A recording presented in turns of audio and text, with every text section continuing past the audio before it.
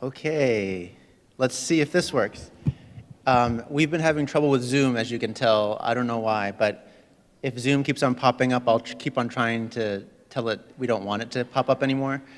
But for now, if you're here in person, you get to see Jim in person, and you get to see the slides. If you're listening online, you'll be able to hear and hopefully see the slides. Anyway, that's the best as we can do. So we're going to continue our series. Jim, I'm going to hand it over to you, and then I'll pop up as you need me to read the relevant scripture passages. Thanks for being here.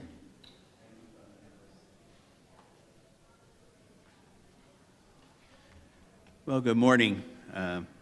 It's good to see everyone.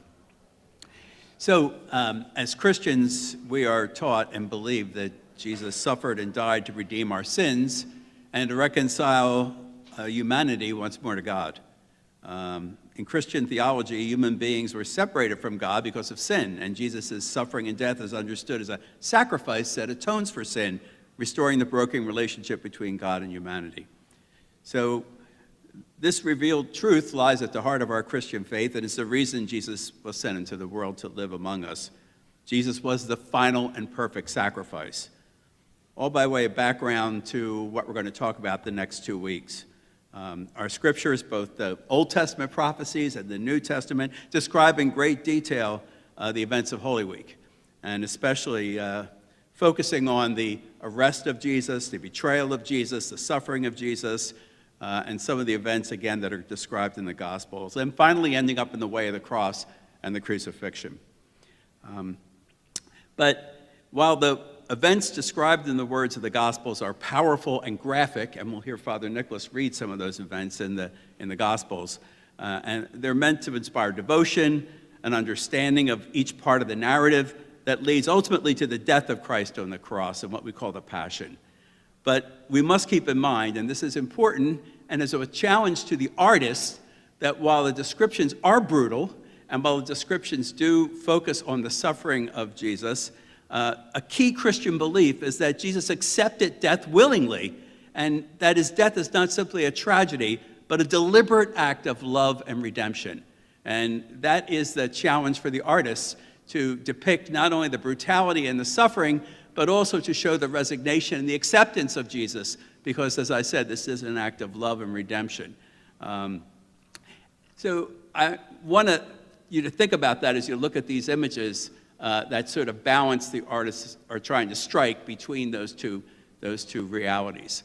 And think also about the challenges that face these artists in other ways. First of all, they have to sort of hear a story and make a wall or a canvas tell the story. Not such an easy thing. They have to come up with a composition that is not only understandable and not only narrative, but also shows the spiritual truth and the beliefs that the Christians of the time were to derive from looking at these pictures. It's not just about looking at a narrative, it's about the underlying Christian belief that is behind the story. And also, these people worked for patrons. So the people that paid them to work on these things, remember, it's not art for art's sake back in the medieval times or in the Renaissance times. It's art that's done at the behest of a patron. It could be an order of the faith, it could be a religious house, it could be a merchant, but somebody had to pay for it, and had to enjoy it, and had to like what they see. So there's that audience they have to please. So there's a lot of things that go into the mix when you're creating works of art at this time. So let's focus on this guy. And we talked about him last week in the context of the Last Supper. So the Last Supper was last week. The week before that, we talked about the miracle of Lazarus and the raising of Lazarus from the dead, and also the triumphant entry into Jerusalem, sort of very positive stories that lead us into Holy Week and actually probably trigger some of the events of Holy Week because of what's going on at the time among the leadership of the Jewish people. And their reaction to what Jesus has done, both with Lazarus and coming into the town to great acclaim. And then, of course, last week, the sacred Last Supper and the institution of the Eucharist. And this young man, his name was Tintoretto. He's 25 years old in this self-portrait. This portrait is actually in the Philadelphia Museum of Art, where I work. It's amazing that we have it. Most of his work is in situ, which is a Latin word which means in place. So it was done in his hometown, which is Venice, and it was done to decorate and to tell stories in different institutions that he worked for, including some churches. Last week we saw his Last Supper, which is on San Giorgio in a monastery there in the church. And his Last Supper revealed how innovative and clever he was. He's considered a late Renaissance painter.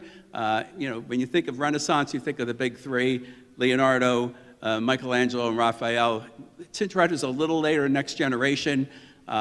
He's a student of Titian, and we'll see one of Titian's works today when we talk about it. And Titian was sort of the grand old man of Venice and very well respected. And Tintoretto lasted about 2 or 3 weeks in the studio when Titian sort of had it up to here with him and threw him out because he was rebellious and had his own way of looking at things and doing things. And this painting, I think, captures a lot of his personality. You sense his intensity and his passion in those 25-year-old eyes. He's a young man who has a lot of passion. And his nickname in Venice was Il Furioso, the Furious One, because he painted so quickly and with such verve.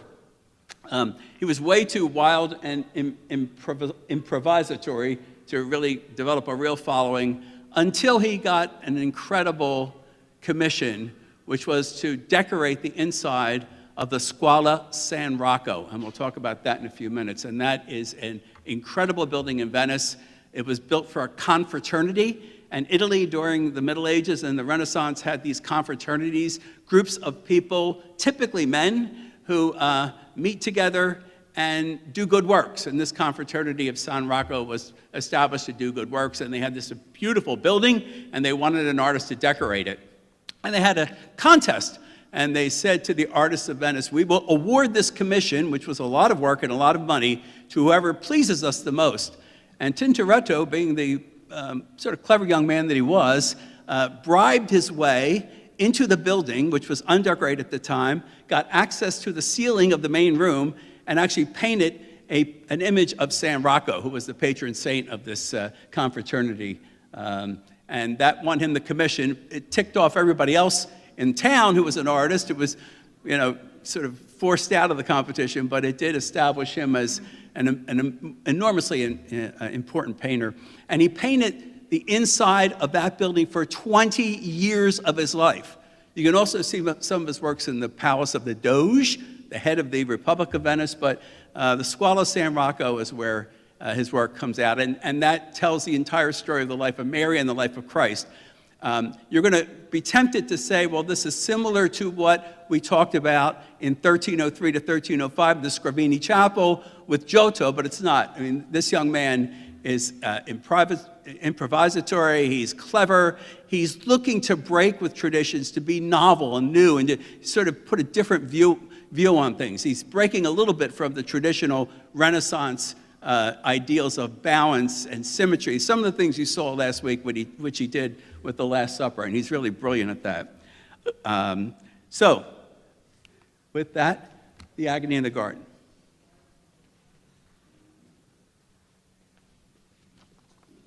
And these readings speak for themselves, so I won't introduce them or make any comments. They are on a podium at the back if you'd like to read along. This is from Matthew 26. Then Jesus went with them to a place called Gethsemane, and he said to his disciples, "Sit here while I go yonder and pray." And taking with him Peter and the 2 sons of Zebedee, he began to be sorrowful and troubled. Then he said to them, "My soul is very sorrowful, even to death. Remain here and watch with me." And going on a little farther, he fell on his face and prayed, "My Father, if it be possible, let this cup pass from me. Nevertheless, not as I will, but as thou wilt."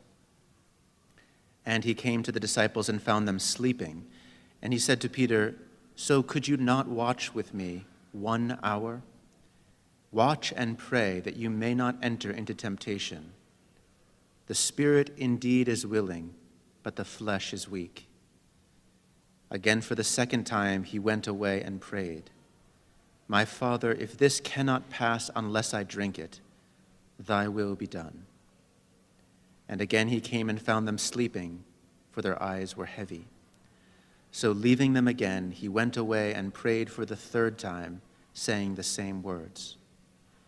Then he came to the disciples and said to them, "Are you still sleeping and taking your rest? Behold, the hour is at hand, and the Son of Man is betrayed into the hands of sinners. Rise, let us be going. See, my betrayer is at hand."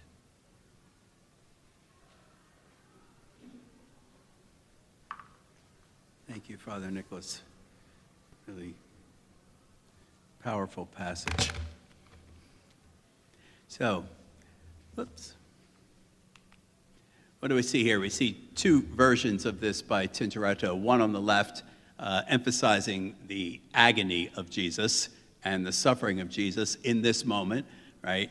And the one on the right is, to me, the more powerful version, which is in the Church of Santo Stefano, which is also in Venice.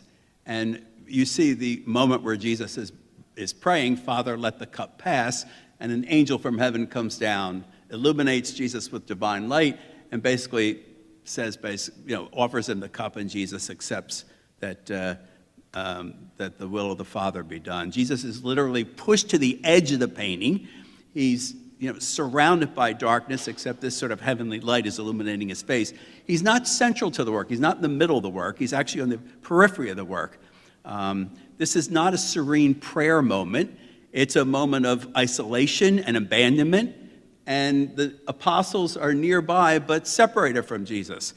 And look at how the painter emphasizes that physical separation. He actually has one of the apostles holding his cloak up, almost deliberately shielding himself from the divine light and the knowledge in an act of denial, physical denial, that this is going to happen to Jesus. I mean, that's what you're seeing here. He's trying to emphasize the fact that Jesus is not only isolated, but that the apostles either are ignoring it by sleeping or physically putting a barrier up to what they're seeing. The apostles are spiritually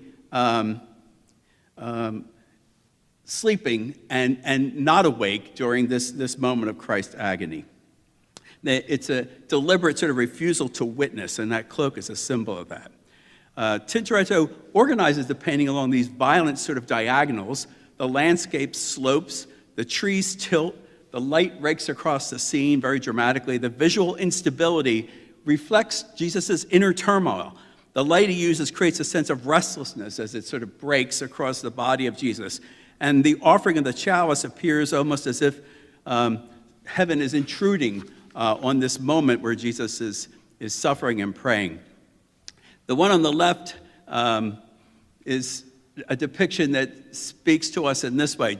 Jesus prays, he suffers, but the world waits. But Tintoretto on the right is basically saying the world of Jesus and his mission is now going to be fulfilled. His world up to that point with his disciples is collapsing, and Jesus must be forced and will be forced to sort of bear it alone and be alone during that process. All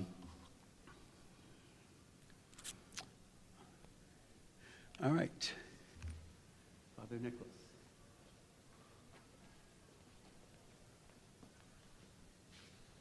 From Luke 22.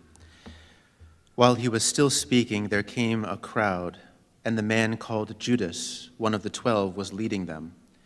He drew near to Jesus to kiss him. But Jesus said to him, "Judas, would you betray the Son of Man with a kiss?" And when those who were about him saw what would follow, they said, "Lord, shall we strike with the sword?"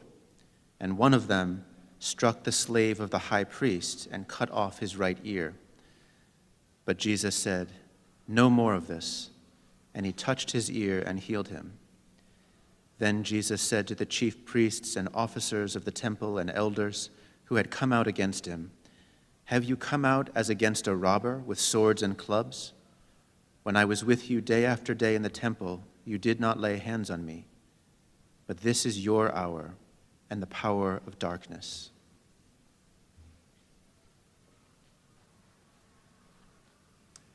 Now we're back to the Scrovini Chapel, the Arena Chapel, it's also called.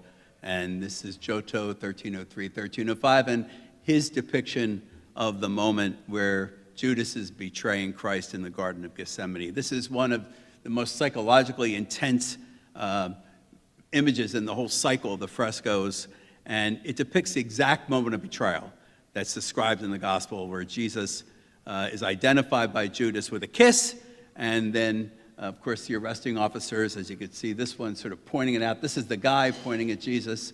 And the central figures here are deliberately sort of isolated in a way, and the focus of the painting. There's a lot of activity going on, a lot of these diagonals indicating violence. You see swords, you see clubs, you see torches up here. Here's a club being raised up. There's a pointing finger. But in the center is this duo, the emotional center of the painting. And look at the locked gaze between Judas and Jesus, the way their eyes are sort of locked on each other.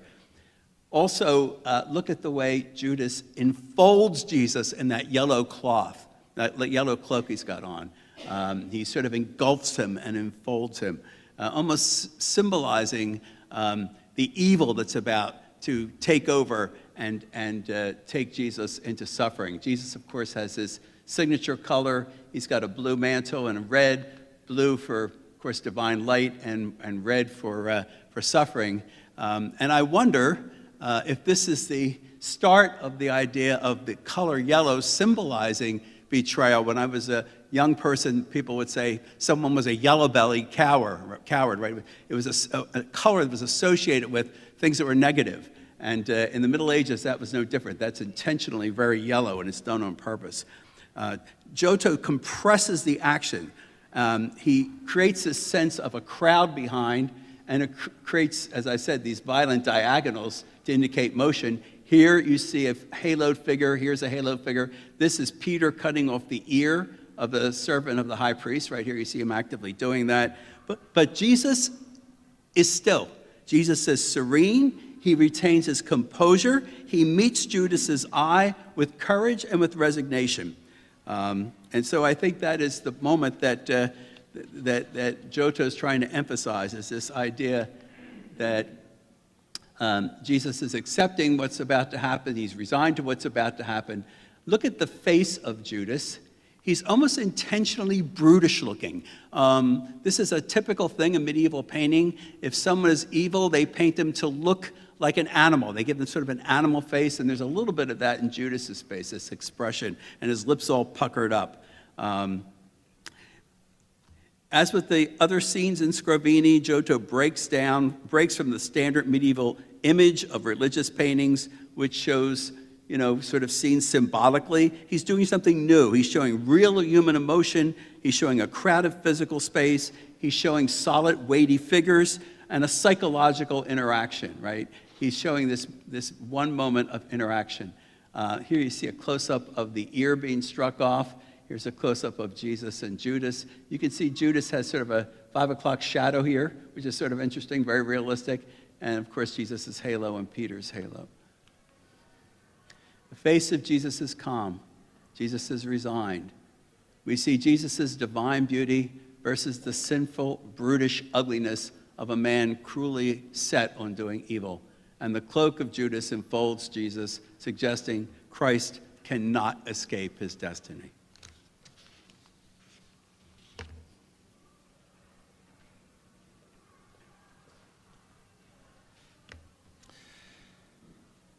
Jesus goes through 2 trials, 2 Jewish trials, one with Annas, who is the former high priest, who still sort of exercises authority, and then one under Caiaphas. So we'll read one from John and then one from Matthew. So the band of soldiers and their captain and the officers of the Jews arrested Jesus and bound him. First they led him to Annas, for he was the father-in-law of Caiaphas, who was high priest that year. It was Caiaphas who had advised the Jews that it would be expedient that one man should die for the people. Then Annas, after interrogating him, sends him to Caiaphas. Those who had seized Jesus led him to Caiaphas, the high priest, where the scribes and the elders had gathered. But Peter followed him at a distance, as far as the courtyard of the high priest. And going inside, he sat with the guards to see the end. Now the chief priests and the whole council sought false testimony against Jesus, that they might put him to death. But they found none, though many false witnesses came forward. At last 2 came forward and said, "This fellow said, I am able to destroy the temple of God and to build it in 3 days." And the high priest stood up and said, "Have you no answer to make? What is it that these men testify against you?" But Jesus was silent, and the high priest said to him, "I adjure you by the living God, tell us if you are the Christ, the Son of God." Jesus said to him, "You have said so. But I tell you, hereafter you will see the Son of Man seated at the right hand of power and coming on the clouds of heaven." Then the high priest tore his robes and said, "He has uttered blasphemy. Why do we still need witnesses? You have now heard his blasphemy. What is your judgment?" They answered, "He deserves death." Then they spat in his face and struck him, and some slapped him, saying, "Prophesy to us, you Christ. Who is it that struck you?"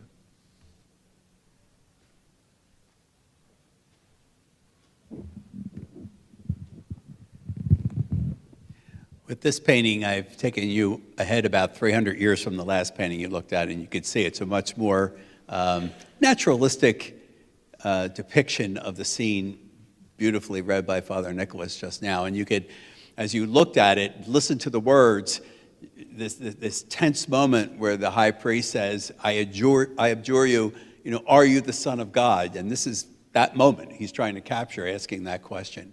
What do you see here, though? I mean, as a lawyer, my reaction to this painting is very strong because when we learn about justice and trials, you think justice is illuminated by the light of day. What's going on here? This is a kangaroo court, right? It's done at night. It's a midnight court, right? It's done in the darkness. It's done in secrecy. It's not done in front of all the people. It's done in a way that allows the people in power to manipulate the result. And so you see Jesus here illuminated by what is called in this era tenebrism. So in 1600, an Italian artist who we'll see at the end named Caravaggio started to paint scenes using light in a much more dramatic theatrical fashion. And this looks like a theater set piece. It looks like if you were planning a film of the movie, of the scene, or a play of the scene, this would be the moment of the most drama, where the finger is pointed up accusingly. He's looking directly at him, and he's accusing Jesus, shaking his finger at him. So he's captured that moment, and he's done it more effectively by the way he lights the scene, right? He uses this candlelight very effectively to illuminate the faces of the two figures, to give a sense of gloom to the rest of the room, and to emphasize this moment of drama, right? This epic moment of drama that he's trying to show. The theatricality is what's important in this era of art. It's the Baroque period, right? And the darkness around the figures suggests, as I write here, secrecy, moral blindness, impending tragedy, right? And the secrecy to me is important. Jesus is absolutely serene and composed. This is what we were talking about. He accepts his fate. He knows his fate. He knows what's going to happen. It's Caiaphas who's aggressive and who's shaking his finger. And you get a sense of the hostility and the entrapment that Jesus is in the midst of, and the injustice that's being done to him. All of this is emphasized by the lighting and the dramatic pose. And when you hear it, when you see it, after hearing the words, or while hearing the words, it's so much more powerful with the words along with it, the gospel words along with it. As I mentioned, this tenebrism becomes a really important thing. This is a painting of the Dutch Golden Age by an artist named Gerhard van Honthorst. By this time, works are going up and down the continent, so the north of Europe is seeing the works of the south of Europe and vice versa. And in the north of Europe, you'll see this week and next week, when we look at some of the crucifixion pictures, how much more detail there is, less emphasis on color, more emphasis on the composition, on the crispness of the drawing. Look at how crisp Jesus' face is, and how the profile is has very strong lines. Look at the beautiful cloak and the way it's illuminated by the light and the golden glow of the cloak and the folds of the cloak. It's a very, very beautiful painting. But this dramatic theatrical lighting and this emotional tension are hallmarks of this era of painting. After the Renaissance, early 1600s, the 17th century is the era of the Baroque. And we'll see more of these Baroque paintings as we go along.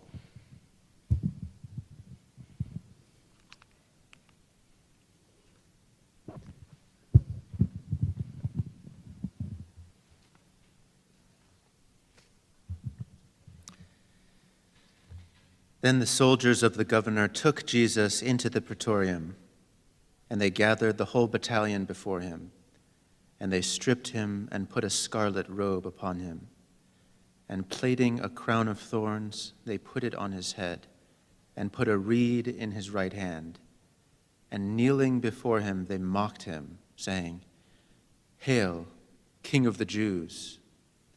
And they spat upon him, and took the reed and struck him on the head. And when they had mocked him, they stripped him of the robe and put his own clothes on him and led him away to crucify him.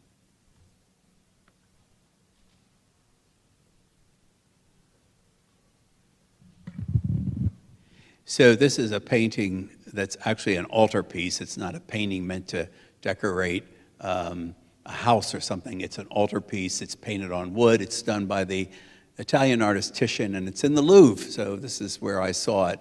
And I think it's one of the more powerful pieces by Titian in the Louvre.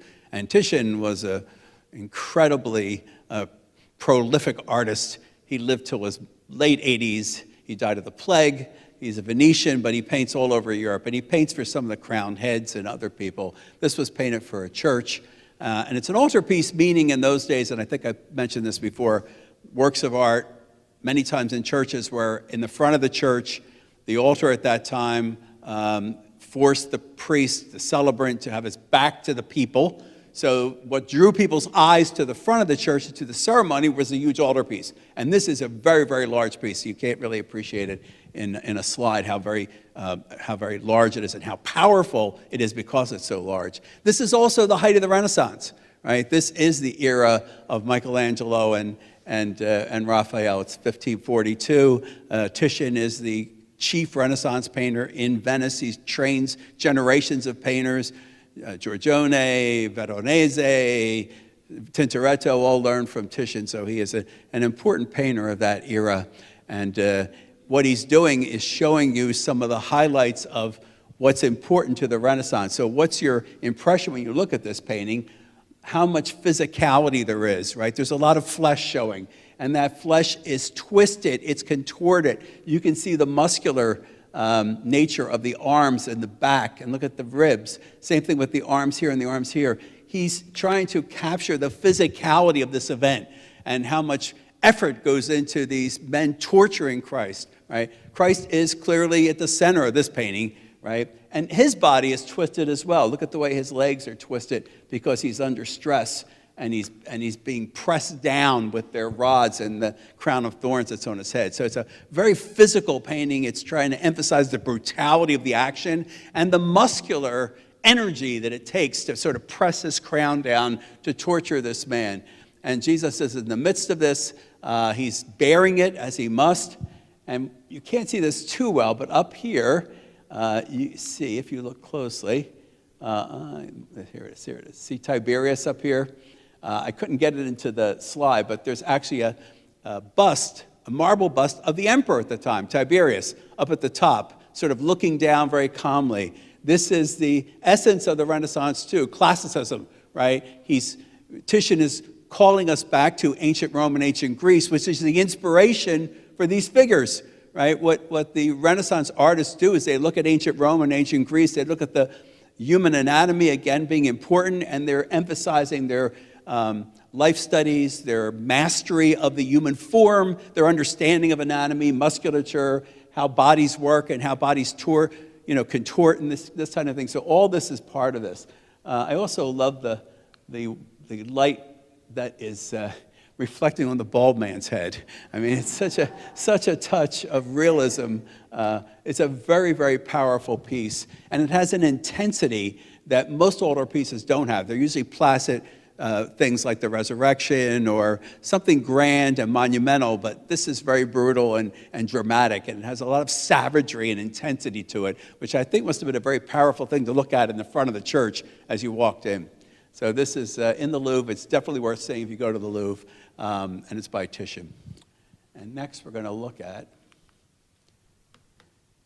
Tintoretto's version. So Tintoretto is a student, right? So this is the student's version of the same thing. And this is in Rome. I saw this when we were in Rome this past winter, actually in the beginning of January. My family and I went to Rome. And this is in the Capitoline Museum. I never knew about this painting. It's not in most of the art history books that I've seen about Tintoretto. But it is sitting there in the museum. It's up on the third floor, and it was really took my attention, and I took a photo of it. And this is a different sort of look. So again, we have the typical Tintoretto composition. Everything's on a diagonal. So here you see Christ is in the center, clearly in the center of the painting, and it's very composed around Christ. Here Jesus is on a diagonal.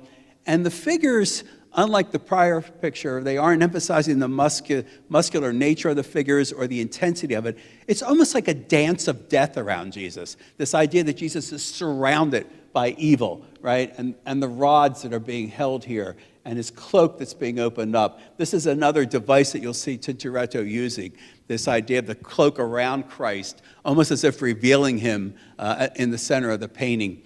And this is pretty dramatic composition, a lot of emotional force, not the traditional balance, symmetry, and harmony of a Renaissance painting, but this claustrophobic pressure feeling, the spatial pressure in it. The light is uneven. There's dark passages around the painting. And I write here, the crown of thorns becomes a parody of power, a visual contradiction. He's being crowned with thorns, but the true king is being treated like a criminal, which is definitely a contradiction. Jesus is silent. He doesn't react. They lunge. They sprawl around him. They're aggressively in his space. They're waving rods, the fake symbol of kingship. But true power remains still. False power thrashes around it.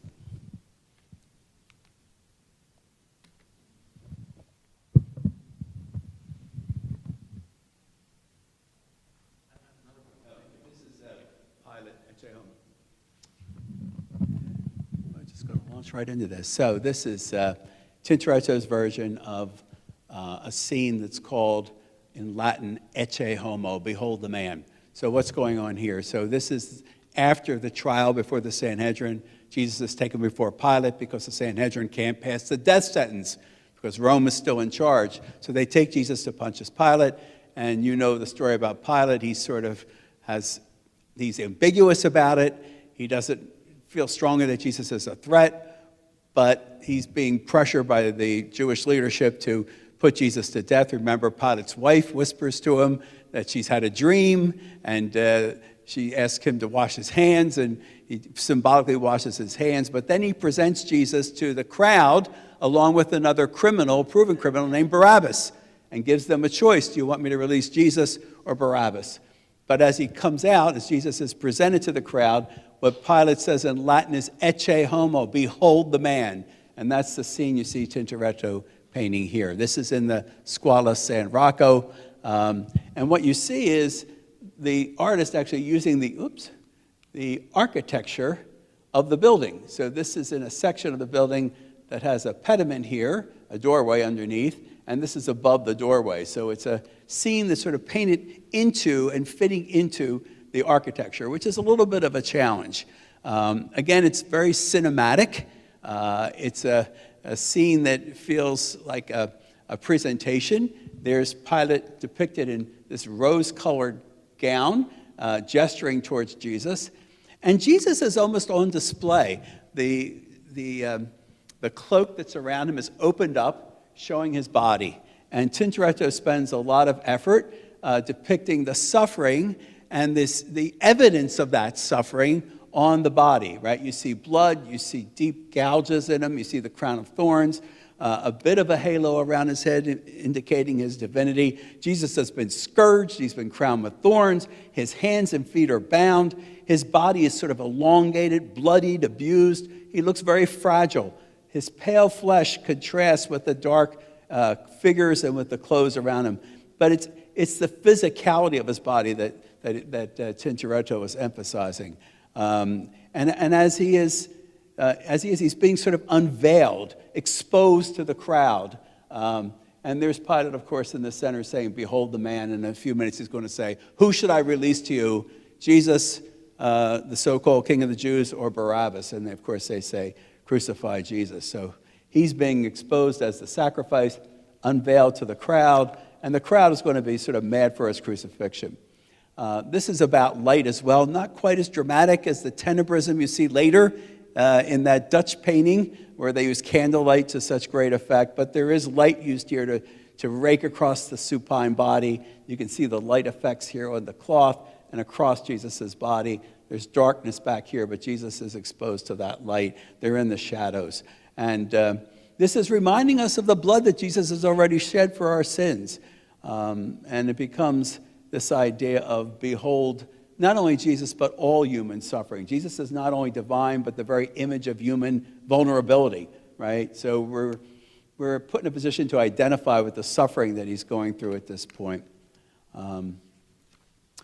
Then we see this. So we're going to end with this image. So this is by an artist named Caravaggio. He's later than Tintoretto. He's Italian also. This is in the Prado Museum in Madrid. And this is the same scene, but a very different handling of that scene. So what do we see here? This is Ecce Homo as well. Here's Pilate, looking very different than this Pilate. This Pilate credibly looks like, the other Pilate credibly looks like a Roman. This one, not quite so much. But he's got a hat on and he's gesturing to Jesus. And he seems to be like on a windowsill of the palace. And here's Jesus. And here's a man behind him. Again, the cloak is exposing him, but also sort of got him in its grip, right? The crown of thorns is there, the blood is there, but it's a very sort of crowded scene. The spatial depth has been eliminated, the crowd's cut off. He cuts the scene, the effect is suffocating. We're not observing it from afar, we're seeing it very close up. I look at this and I think to myself, Pilate almost looks like a carnival barker, right? Sort of saying, look what we have here, like it's a display of Christ. There's no halo on Jesus, no divine light around him like there was in the Tintoretto, no grandeur.